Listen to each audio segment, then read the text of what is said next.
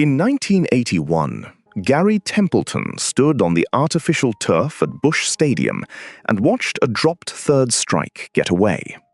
The ball was live. Templeton did not run to first. The reaction came down from the stands immediately. Boos, heckling. Then Templeton answered the crowd with a rude gesture. When he returned to the Cardinals' dugout, manager Whitey Herzog confronted him, and the confrontation became a shoving match. Templeton was 25 years old. Later that year, he would be hospitalized with depression. After the season, St. Louis would trade him for Ozzie Smith. Smith would become a Hall of Famer, and that exchange would shape the way Templeton's career was remembered. But the evidence from 1981 creates a problem with the familiar version of the story. Templeton was still one of the National League's most active defensive shortstops.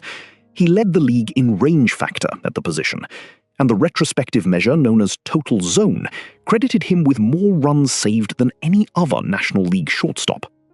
So what had actually broken down in St. Louis? Was Templeton already a fading player whose behavior forced the Cardinals to move him? Or did one of baseball's most gifted young shortstops reach a public breaking point while his ability was still very much present? Inside Busch Stadium, there was nowhere for the moment to hide. The Cardinals played on a bright synthetic surface enclosed by the concrete geometry of a multi-purpose ballpark. Every movement could be seen from the surrounding decks. When Templeton stayed near home plate after the dropped third strike, the crowd understood the baseball consequence at once. He had given up the chance to reach first. The boos became heckling. Templeton responded. Then he crossed the foul line and returned to the dugout, where the dispute moved from player and crowd to player and manager. Templeton and Herzog shoved one another in view of the same fans who had just turned their anger toward the field. For anyone who followed the Cardinals in those years, this was baseball before every confrontation could be replayed from 10 angles within seconds. The moment traveled through the broadcast, the next day's paper, and the retelling.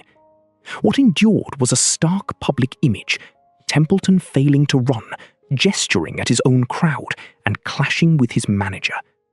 The episode demanded accountability. Templeton had failed to complete the play, made an offensive gesture, and entered a physical confrontation with Herzog. Those facts do not need to be softened, but they also do not explain the whole player, and they do not establish that he had ceased to care or could no longer perform. The defensive record from that same season is especially important because Templeton's fielding had long been part of the argument around him. Range factor measures how many putouts and assists a fielder records per game or per 9 innings. It does not settle every question about defensive quality, but Templeton's league-leading mark shows how often he was involved in making plays.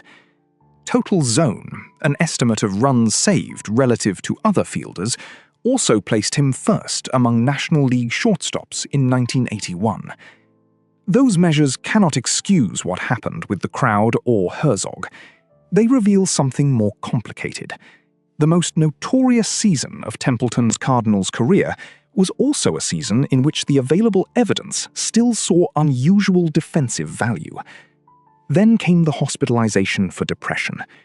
The record supports that diagnosis, and the fact that Templeton was briefly hospitalized later in the year. It does not establish that depression caused the dropped third strike incident, the gesture, the conflict with Herzog, or every problem that had developed in St. Louis. Drawing those lines would require evidence the source does not provide. What the record does establish is the human circumstance. A 25-year-old player was experiencing a mental health crisis during the same season that his relationship with his manager, his organization, and portions of the home crowd deteriorated in public. Baseball in 1981 offered little space for that distinction. What spectators saw was conduct. What the fuller record preserves is that the person at the center of it was also hospitalized and struggling with depression. By the end of the year, a separation had become possible. On December 10th, the Cardinals agreed to send Templeton to San Diego in the transaction built around Ozzie Smith, though the full deal would take additional time to complete. That trade would become one of the easiest transactions in baseball history to judge after the fact. Smith's future in St. Louis made sure of it. Yet using Smith's eventual greatness as the complete explanation for Templeton leaves the central question unanswered. To understand what the Cardinals were trading away, the investigation has to return to a time before the boos, before the dugout confrontation, and before Templeton's name became attached to the wrong side of a famous deal. In June 1974, St. Louis selected Garry Templeton with the 13th pick of the amateur draft. He came directly from Santa Ana Valley High School in Southern California, a 5'11" switch-hitting shortstop with speed and enough talent to move quickly through the Cardinals system. A little more than 2 years later, he was in the major leagues. Templeton debuted on August 9, 1976, at 20 years old. Facing Houston, he collected 1 hit in 4 at-bats. It was an ordinary statistical beginning to a career that soon became anything but ordinary. By 1977, his first full major league season, Templeton was an all-star. He led the National League with 18 triples and led the Cardinals in hits. Triples require more than contact. They combine placement, acceleration, and the willingness to force a defense into a race. Templeton produced them more often than anyone else in the league. He did it again in 1978, leading the National League with 13. He also stole 34 bases, placing him among the league leaders, and once again finished with more hits than any other Cardinal. Then came 1979, the season that established the full scale of what St. Louis appeared to have. Templeton played shortstop and hit from both sides of the plate, changing batters' boxes according to the pitcher. Over the course of that summer, line drives and ground balls accumulated from the left side and the right. At Busch Stadium, the ball reached the artificial surface and kept moving. Templeton could turn a gap into a race toward third, with the outfielders chasing and the base coaches making decisions in real time. He finished with 19 triples, leading the National League for a 3rd consecutive season. No other player in the league matched the constant pressure he created between the bases. But the hits told the larger story. Templeton collected 211 of them, the highest total in the National League. That meant producing, on average, well over 1 hit for every game on the Cardinals' schedule. Through slumps, travel, day games after night games, and the daily physical demands of playing shortstop, he kept adding to the total. He also scored 105 runs and finished with 60 extra base hits. His game was not built around waiting for walks or swinging for home runs. It depended on contact, speed, and volume. He put the ball in play, reached base through hits, and made defenses complete the play. From each side of the plate, Templeton reached 100 hits. No switch hitter in Major League history had done that before. Willie Wilson would match the achievement in 1980, but at the moment Templeton completed it, the category belonged to him alone. Picture what that required across a full National League season. Against right-handed pitching, Templeton worked from the left-handed batter's box. Against left-handers, he moved across the plate. The view of the pitcher changed. The path of the swing changed. The defensive alignment could change with him. By the end of the year, he had built what amounted to 2 substantial hitting seasons inside one. Those who watched National League Baseball in 1979 may remember how shortstop was still discussed first as a defensive position. Dave Concepcion in Cincinnati and Larry Bowa in Philadelphia represented the established standard. Templeton was producing offense rarely seen from the position, and he was doing it before his 24th birthday. His reputation was therefore grounded in more than possibility. He had already made 2 All-Star teams. He had led the Cardinals in hits for 3 straight seasons. For 3 straight years, he had led the entire National League in triples. In 1979, he led the league in hits while accomplishing something no switch hitter had ever done. This was the player at the beginning of the case. Young, durable, fast, aggressive, and capable of controlling a game without hitting the ball over the fence.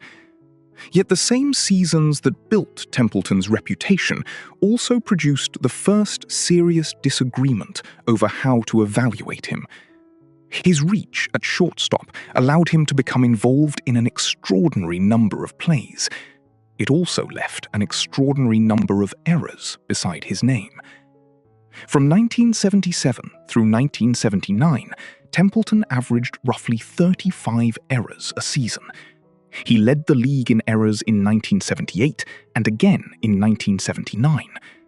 At the same time, he ranked among the leaders in putouts, assists, double plays, and range. The young star and the error totals were the same player. That contradiction would become a dispute over money, effort, recognition, and respect.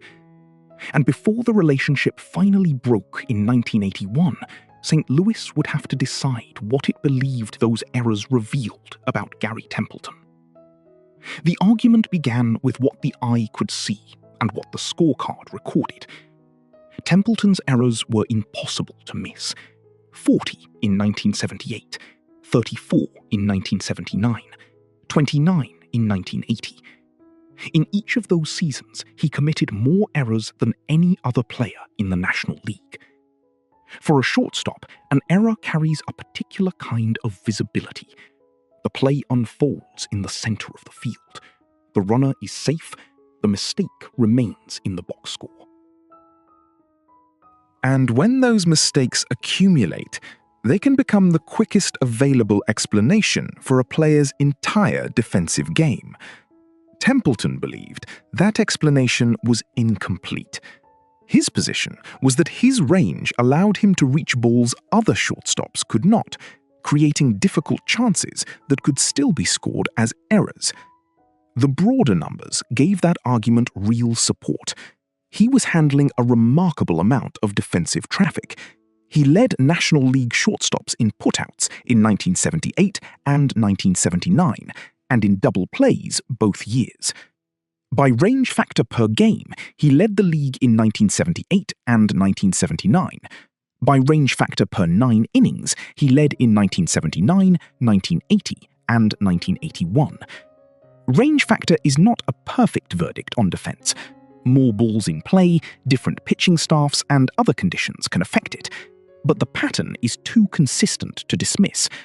Templeton reached more plays than most of his peers, and more opportunities meant more chances to record both outs and errors. That distinction mattered in 1979, when Cardinals management offered him a pay cut. Templeton believed his fielding was being undervalued, while his hitting, speed, and overall production remained strong. The disagreement moved into public view. He told the club to pay him or trade him.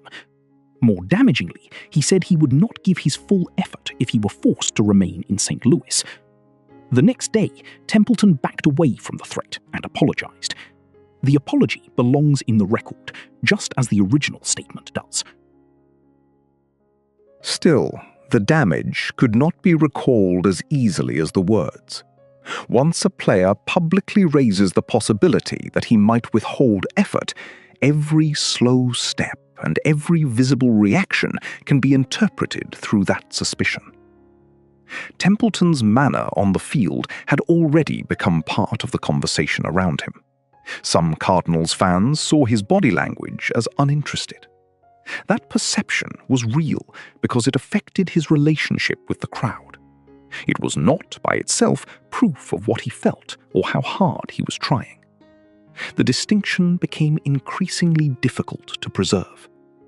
In the summer of 1979, Templeton had another dispute over how he was being measured. His offensive numbers compared favorably with those of Dave Concepcion and Larry Bowa, the National League's established shortstops. Yet Templeton was not selected to start the All-Star game. He was named to the team as a reserve. He refused to go. At the Kingdome in Seattle, beneath the stadium's vast concrete roof and the bright television lights of the Midsummer Showcase, the National League stars were introduced without him. Concepcion started at shortstop. Boa was there as a reserve. Templeton, the league's eventual hits leader, was absent by choice. That choice became part of his public identity. So did a line he never actually said. "If I ain't startin', I ain't departin'." The quotation sounded sharp, defiant, and memorable. It fit the version of Templeton that many people had already formed. But Cardinals broadcaster Jack Buck made the statement. Over time, the words were repeatedly attributed to Templeton himself. If you followed baseball then, you may remember how a line could escape its original setting.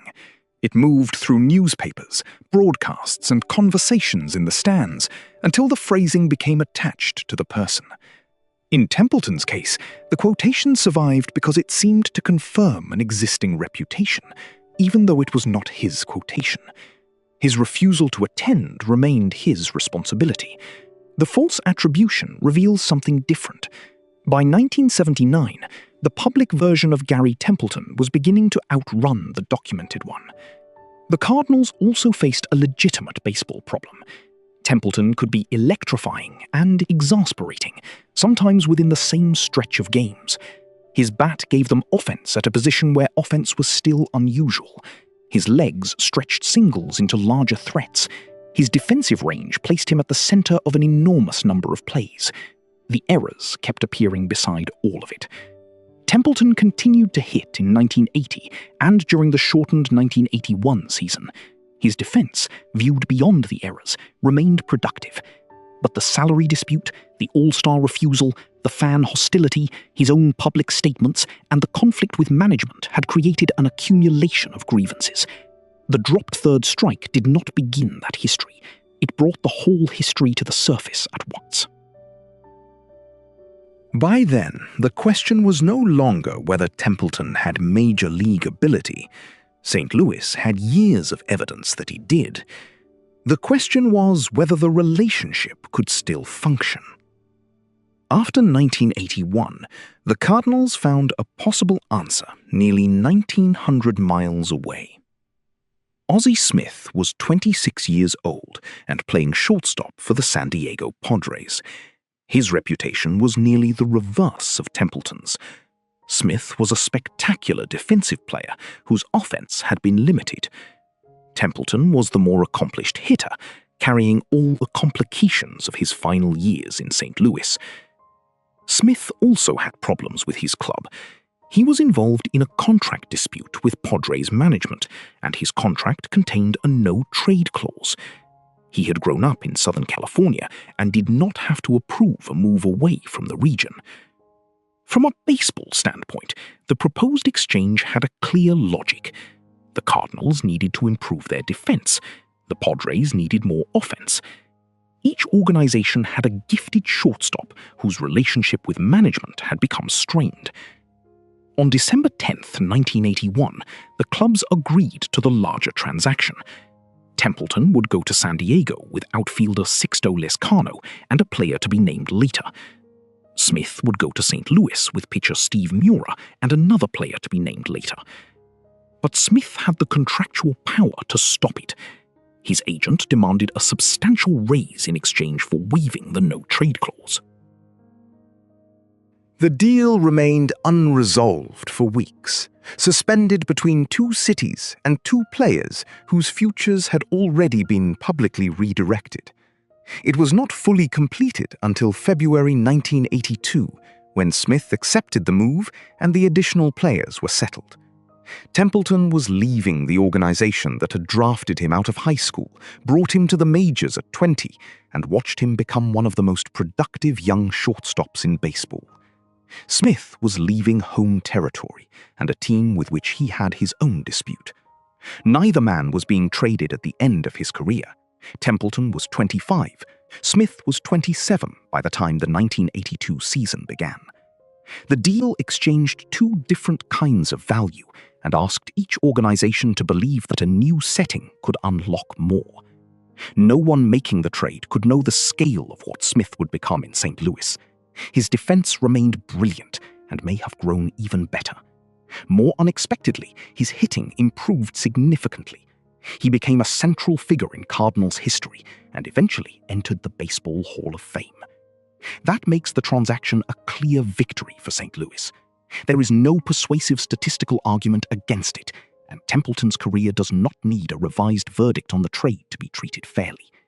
The mistake comes when the verdict on the transaction becomes the verdict on the player. Templeton's offense declined in San Diego. The explosive totals from 1979 never returned.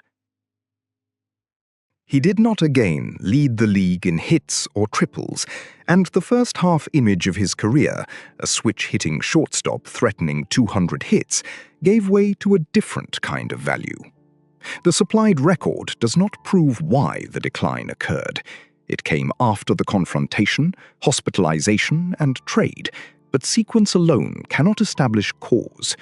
A different home ballpark, a new league environment, normal aging, the effects of his difficult final season in St. Louis, or other factors may have contributed. The evidence provided here does not allow those possibilities to be ranked with confidence. What can be measured is what happened next. Templeton became San Diego's shortstop for 10 seasons. His defense improved overall, even if it never became free of errors. The range remained. In 1987, Total Zone credited him with 14 runs saved, the best figure among National League shortstops that year. He also led the league at the position in putouts. Even at 31, he was still reaching and finishing plays at a high level. His offensive role changed, but pitchers continued to treat him as a situational threat. Templeton led the National League in intentional walks in both 1984 and 1985. Those walks do not restore the hitter he had been in St. Louis, but they show that opposing managers still found moments when allowing him to swing carried too much risk. Then, in 1984, Templeton reached the stage St. Louis had never reached with him. The Padres had never won their division. They had never captured a National League pennant. That season, with Templeton playing 146 games at shortstop, they won the National League West and advanced to the championship series against the Chicago Cubs. San Diego lost the first 2 games. The best-of-5 series moved to Jack Murphy Stadium, with the Padres 1 defeat from elimination. Before Game 3, the players were introduced beneath the open Southern California sky. The brown, gold, and orange of the Padres filled the field and the stands. The crowd had waited through the franchise's entire history for games like these, and now the season rested on winning 3 in a row. Templeton was normally reserved. During the pre-game ceremony, he removed his cap and waved it toward the crowd. The response rolled through the stadium. The gesture was simple, but for Templeton, it carried an unmistakable contrast. 3 years earlier, his exchange with a home crowd had ended in boos, an obscene gesture, and a confrontation in the dugout. Now, before the most important home game the Padres had ever played, he was asking another crowd to rise with the team. Then the game began. San Diego won Game 3. The Padres won again in Game 4. In Game 5, they completed the comeback and secured the first National League pennant in franchise history. Templeton contributed to the victories as the shortstop at the center of the Padres' defense. The Padres would lose the World Series, so Templeton never received a championship ring. But 1984 changed what his San Diego career could mean. He was no longer simply the player acquired for Ozzie Smith. He had helped bring the Padres somewhere they had never been.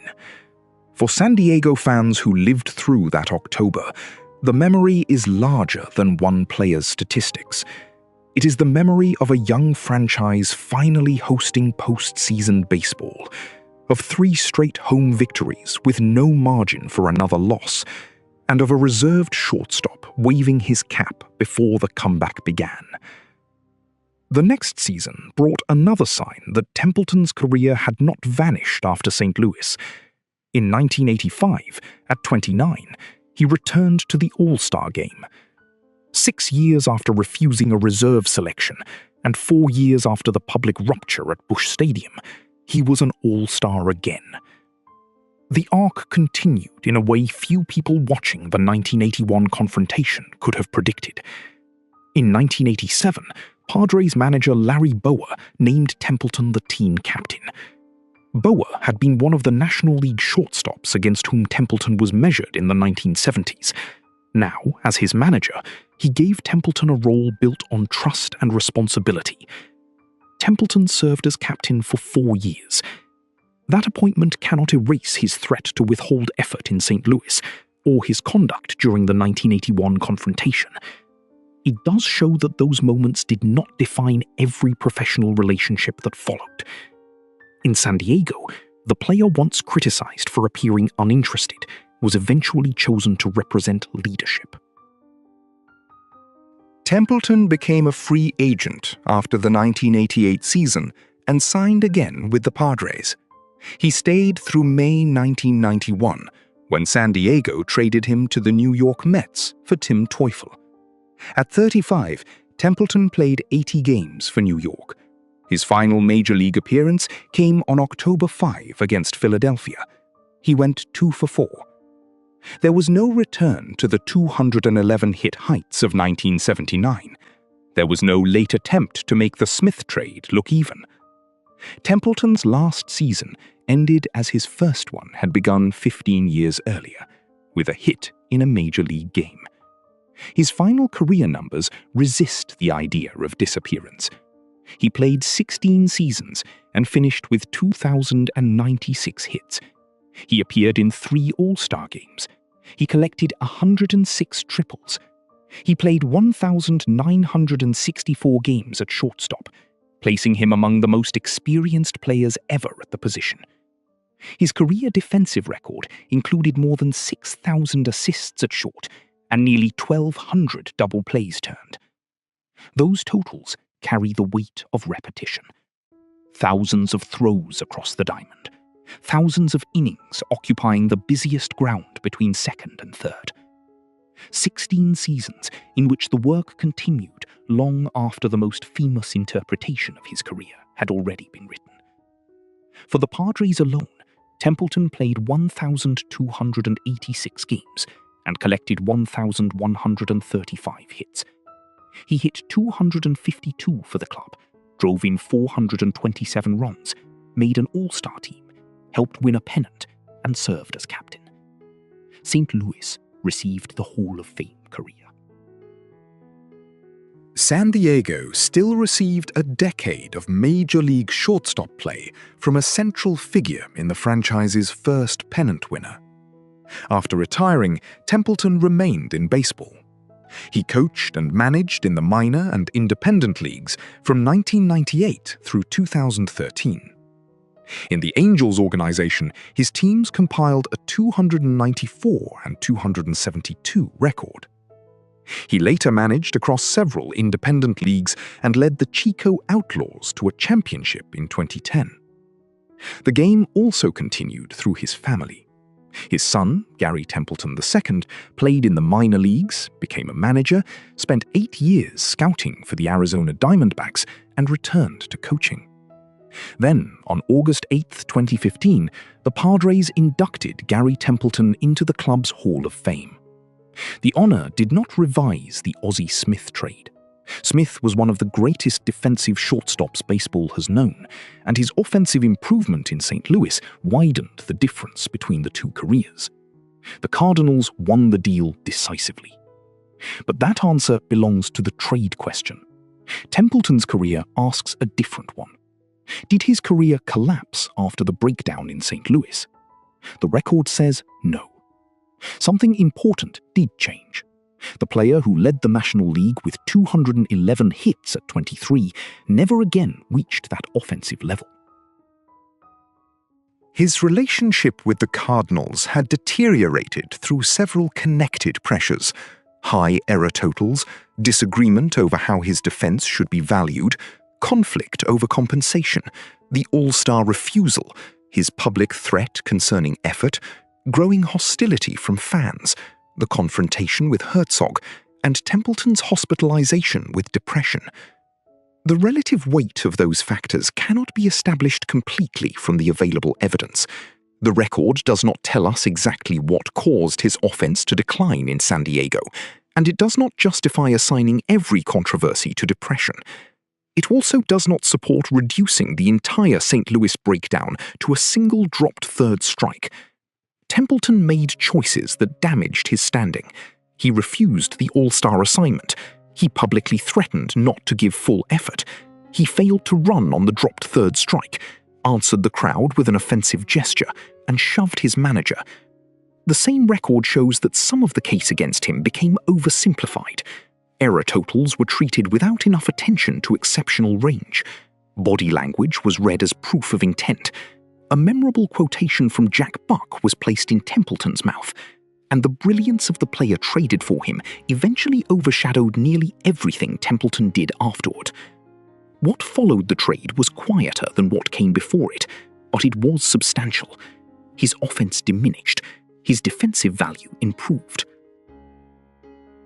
He helped San Diego win its first pennant, returned to the All-Star game, remained for 10 seasons, and served 4 years as captain. The clearest way to understand Garry Templeton may be through the two gestures that divided his career.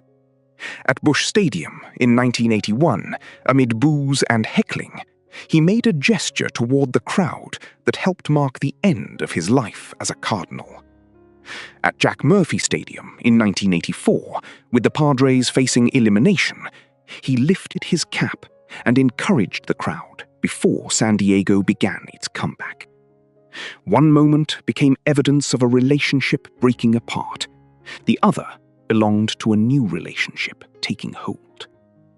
Templeton was never again the young phenomenon who seemed capable of redefining offense at shortstop. He also never became merely the player St. Louis gave away for Ozzie Smith. He became something less dramatic and more durable. San Diego's shortstop for a decade, a pennant winner, a captain, and eventually a member of the Padres Hall of Fame. The trade decided how baseball compared Garry Templeton with another man. The full record shows how he carried on as himself.